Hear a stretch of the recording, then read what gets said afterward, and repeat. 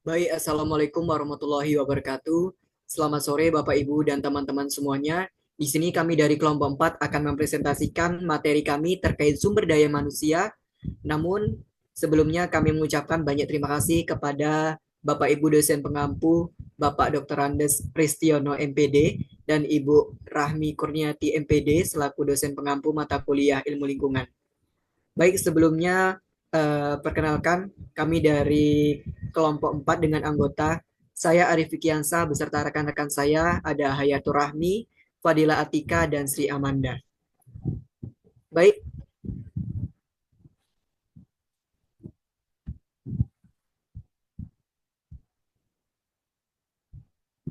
baik, mohon maaf.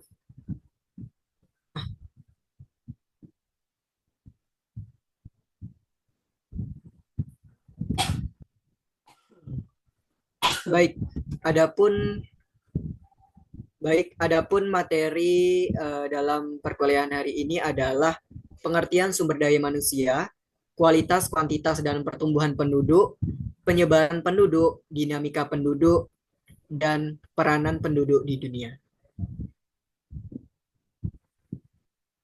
Baik, adapun materi yang pertama adalah pengertian sumber daya manusia yang akan saya jelaskan sendiri, di mana sumber daya manusia menurut Kamus Besar Bahasa Indonesia atau KBBI merupakan potensi manusia yang dapat dikembangkan untuk proses produksi, di mana sumber daya manusia ini dapat diartikan sebagai kekuatan atau kemampuan yang dimiliki manusia yang diperlukan dalam kemajuan suatu organisasi.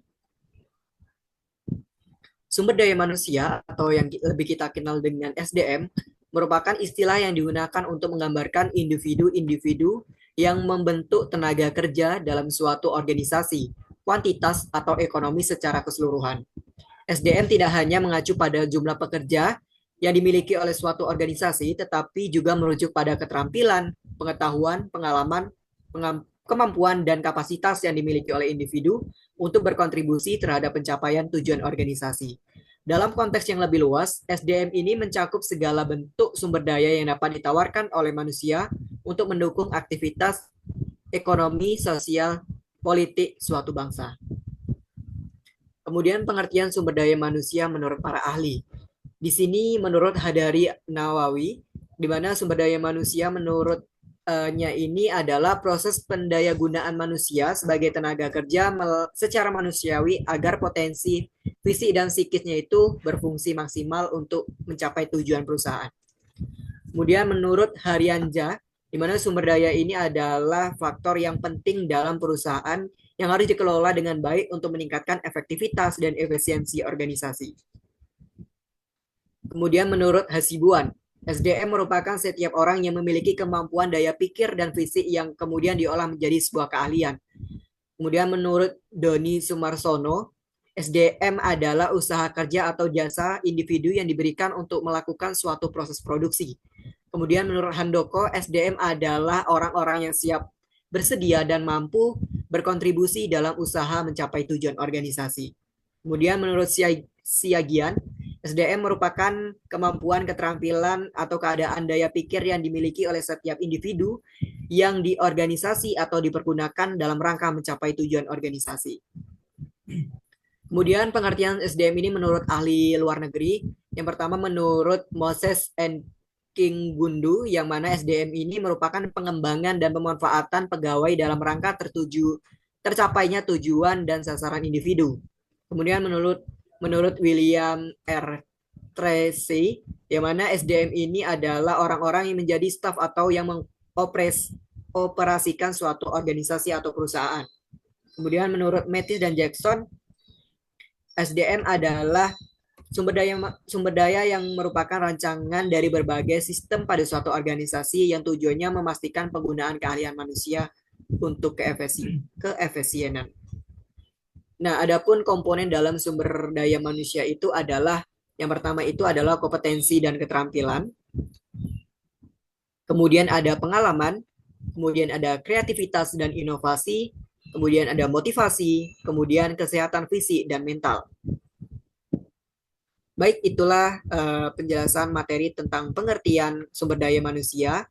Selanjutnya Saya persilakan kepada rekan saya untuk menjelaskan. Kepada Sri Amanda dipersilakan.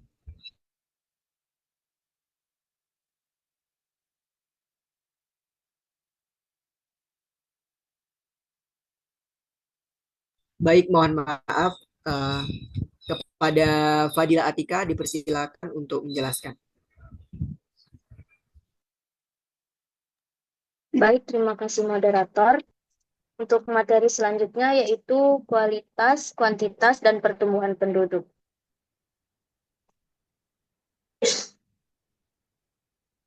Kualitas populasi mengacu pada karakteristik penduduk seperti kesehatan, pendidikan, dan keterampilan. Kualitas tinggi menunjukkan kemampuan dan potensi untuk berkontribusi positif pada masyarakat.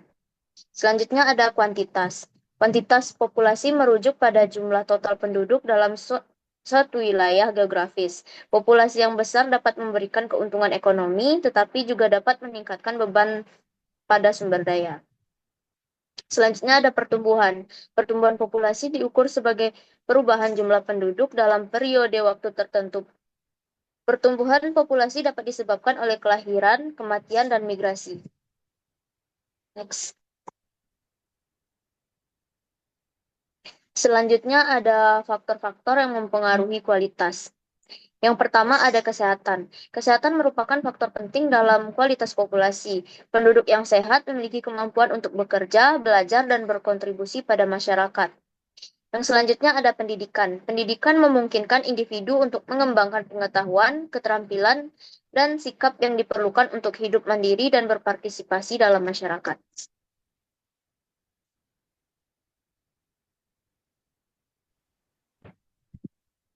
Selanjutnya ada keterampilan. Keterampilan tenaga kerja yang memadai sangat penting untuk pertumbuhan ekonomi dan kemajuan sosial. Memiliki keterampilan yang sesuai dengan kebutuhan pasar kerja meningkatkan daya saing individu. Yang terakhir ada akses terhadap layanan sosial. Akses terhadap layanan sosial dasar seperti air bersih, sanitasi, dan kesehatan. Penting untuk meningkatkan kualitas hidup dan kesejahteraan penduduk. Selanjutnya ada faktor-faktor yang mempengaruhi kuantitas. Yang pertama ada tingkat kelahiran. Tingkat kelahiran merujuk pada jumlah kelahiran per 1.000 orang dalam suatu populasi. Faktor yang mempengaruhinya meliputi usia menikah, pendidikan perempuan, dan akses terhadap layanan kesehatan reproduksi. Yang kedua ada tingkat kematian. Tingkat kematian diukur sebagai jumlah kematian per 1.000 orang dalam suatu populasi. Faktor yang mempengaruhinya meliputi kesehatan, gizi, dan akses terhadap layanan kesehatan.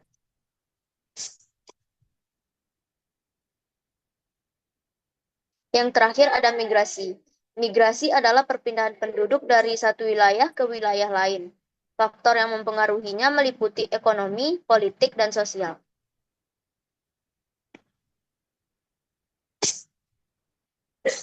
Selanjutnya ada tren pertumbuhan penduduk. Yang pertama ada pertumbuhan penduduk global. Populasi dunia terus meningkat dan diperkirakan akan mencapai 9 miliar pada tahun 2050.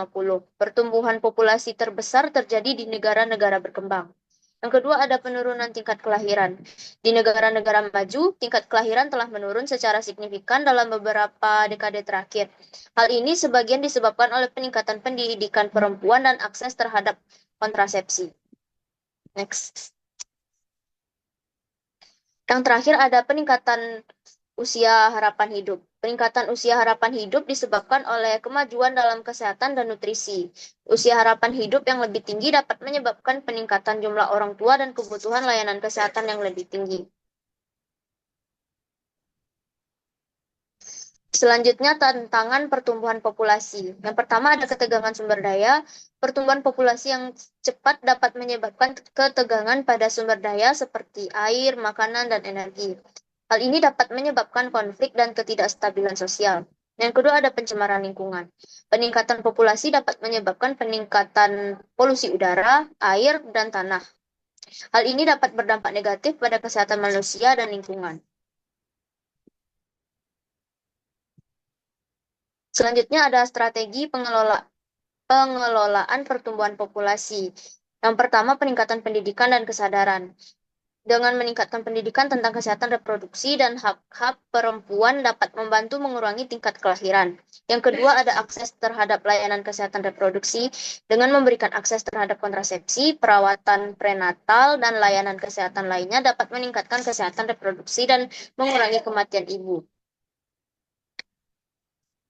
Selanjutnya, promosi pembangunan berkelanjutan dengan melindungi lingkungan dan sumber daya dapat membantu memastikan keberlanjutan populasi manusia di masa depan. Dan yang terakhir ada pengendalian migrasi dengan membuat kebijakan migrasi yang adil dan terstruktur dapat membantu mengelola arus migrasi dan meminimalkan dampaknya pada daerah tujuan.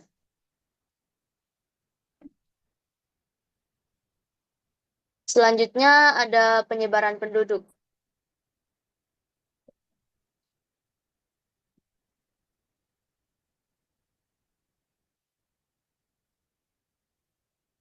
Penyebaran penduduk secara geografis adalah distribusi penduduk menurut batas-batas alam seperti pulau, pantai, sungai, danau, dan lain sebagainya. Penyebaran penduduk yang tidak merata merupakan suatu kondisi penduduk di suatu wilayah tidak tersebar secara merata dan teratur. Peta kepadatan penduduk adalah peta tematik yang memberi informasi mengenai jumlah penduduk di daerah tertentu. Peta ini penting dibuat untuk menentukan persebaran pembangunan di negara tertentu. Next. Faktor yang menyebabkan penyebaran penduduk antara lain yang pertama ada kesuburan tanah, pembangunan industri, kualitas pendidikan, persebaran dan pengelolaan sumber daya alam yang kurang merata. Faktor fisiknya seperti wilayah yang mudah dibangun cenderung memiliki jumlah penduduk yang lebih banyak. Selanjutnya faktor iklim, seperti wilayah dengan keadaan iklim ideal mempunyai kepadatan penduduk yang jauh lebih tinggi. Selanjutnya ada faktor fisiografis. Kondisi geografis seperti kesuburan tanah bisa mempengaruhi persebaran penduduk. Yang kedua, faktor biologis. Faktor ini dapat mempengaruhi persebaran penduduk. Faktor biologis juga dapat mempengaruhi persebaran penduduk. Selanjutnya ada kebudayaan dan teknologi. Selanjutnya ada pembangunan ekonomi, politik, kemajuan daerah, dan daya tarik perkotaan. Berikut upaya untuk mengatasi penyebaran penduduk yang tidak merata.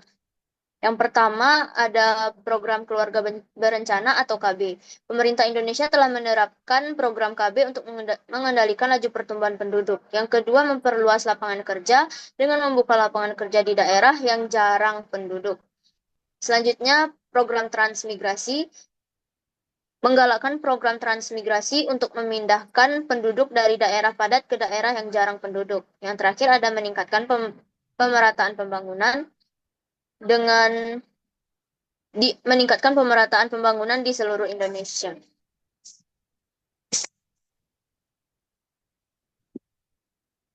Selanjutnya meningkatkan kualitas pendidikan mulai dari SD hingga perguruan tinggi. Selanjutnya meningkatkan kualitas kesehatan seperti kualitas kesehatan ibu dan anak, serta meningkatkan kesehatan pada umumnya. Meningkatkan kualitas lingkungan, meningkatkan pengelolaan sumber daya alam, dan yang terakhir meningkatkan kemampuan teknologi. Baiklah, sekian penyampaian dari saya kembalikan kepada moderator. Baik, terima kasih kepada Fadila. Selanjutnya, dinamika penduduk akan dijelaskan oleh rekan saya Sri Amanda. Kepada Sri Amanda, disilakan. Baik, terima kasih moderator. Materi berikutnya ada dinamika penduduk.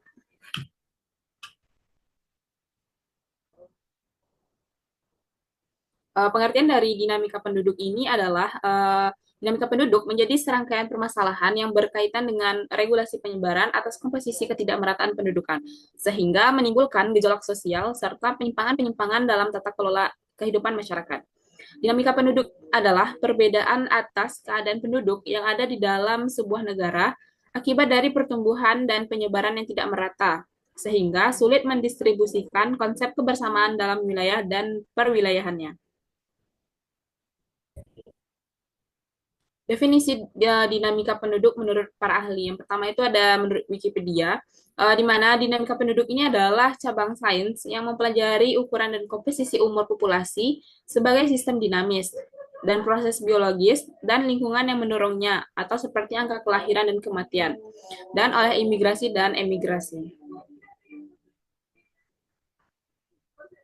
Berikutnya ada menurut Dukcapil 2016, dinamika kependudukan adalah bagian dari adanya bentuk perubahan atas pertumbuhan jumlah penduduk dari waktu ke waktu yang disebabkan karena adanya peristiwa kelahiran, kematian, dan perpindahan penduduk dari satu wilayah ke wilayah lainnya. Nah, pertumbuhan penduduk ini dipengaruhi oleh 3 elemen utama, yaitu fertilitas atau kelahiran, mortalitas, kematian, dan migrasi.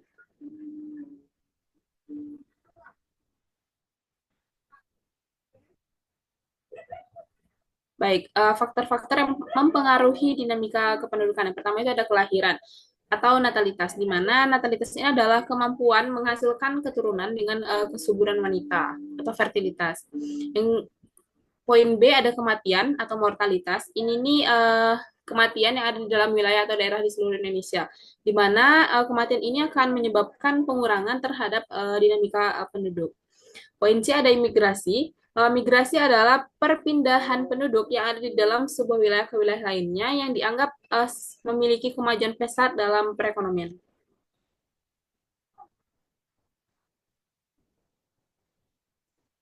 Dampak dari dinamika penduduk. Yang pertama, kemiskinan yang tinggi dalam masyarakat.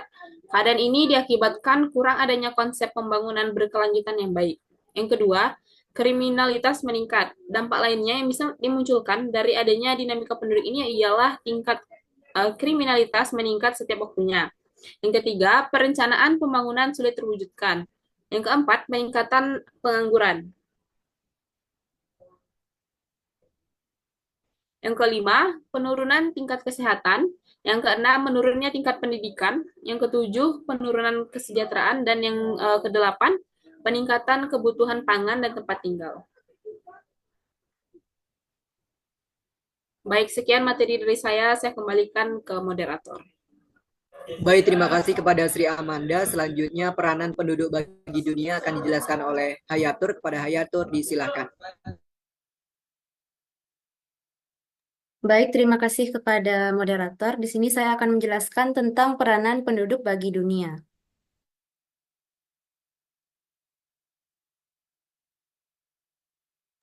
Nah, yang pertama itu ada peranan penduduk sebagai pendorong pertumbuhan ekonomi. Nah, penduduk merupakan sumber daya manusia yang menyediakan tenaga kerja untuk berbagai sektor ekonomi, mulai dari pertanian hingga teknologi. Kemudian, penduduk juga sebagai konsumen. Penduduk mendorong permintaan akan barang dan jasa yang pada gilirannya merangsang pertumbuhan ekonomi. Kemudian, penduduk yang kreatif dan inovatif dapat menciptakan produk dan jasa baru yang dapat meningkatkan produktivitas dan daya saing suatu negara.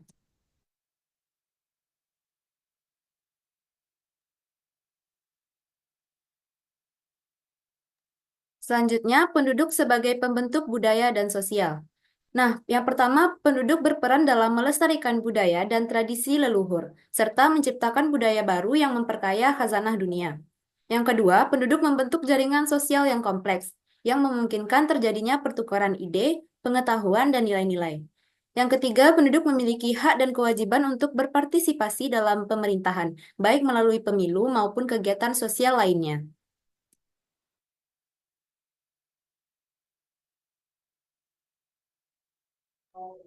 Selanjutnya, penduduk sebagai pengelola sumber daya alam. Penduduk memanfaatkan sumber daya alam untuk memenuhi kebutuhan hidup. Penduduk sendiri juga berperan penting dalam menjaga kelestarian lingkungan hidup, misalnya melalui kegiatan reboisasi atau pengelolaan sampah.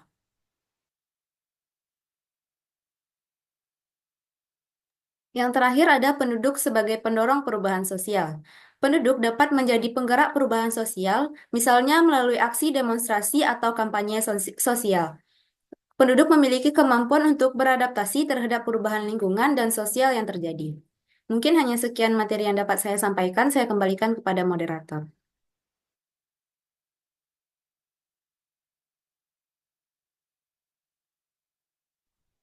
Baik, terima kasih kepada rekan-rekan saya yang telah menjelaskan materi terkait sumber daya manusia.